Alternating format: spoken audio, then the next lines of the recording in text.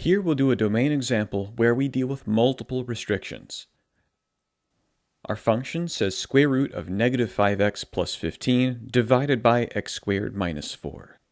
Let's briefly review our domain rules.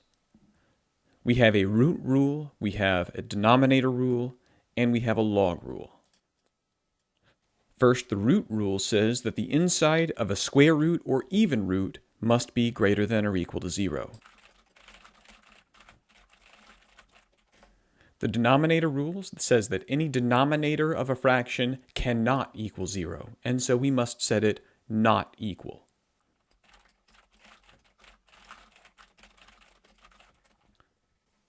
The log rule says that the inside of a log function must be strictly greater than 0.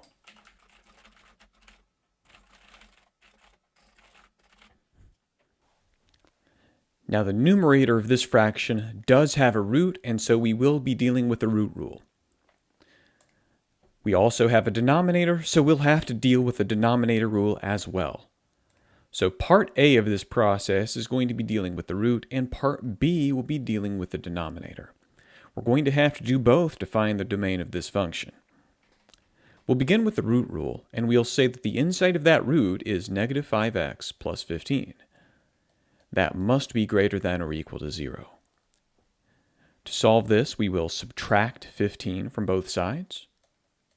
When we subtract, we will end up with negative 5x greater than or equal to negative 15. Then we will divide both sides by negative 5. When we divide by negative 5, the negative 5s will cancel out and leave us just with x. And then negative 15 divided by negative 5 will give us positive 3. Be careful about the symbol in the middle at this point, though, because anytime we multiply or divide by a negative number, we will flip the inequality symbol.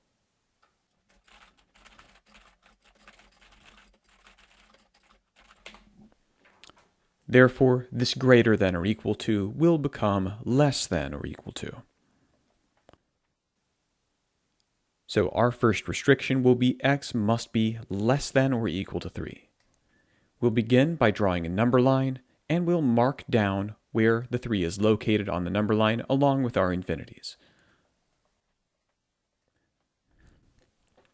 Because this is less than or equal to, this will be closed because of the equals part of the symbol.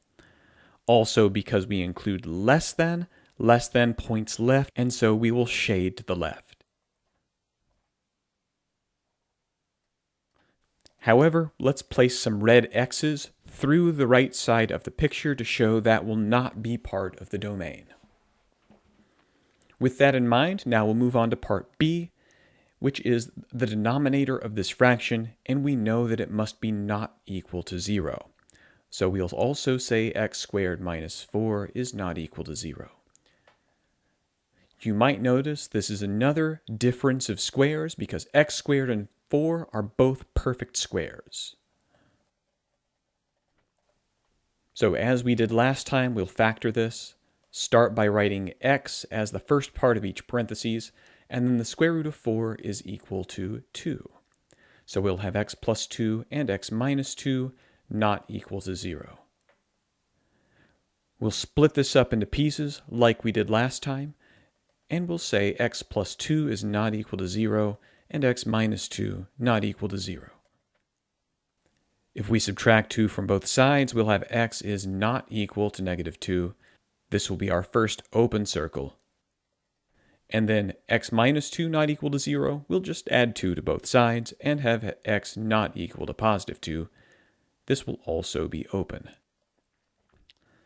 So we'll place an open circle on our picture at 2 and another open circle on our picture at negative 2. These open circles will split the domain into pieces.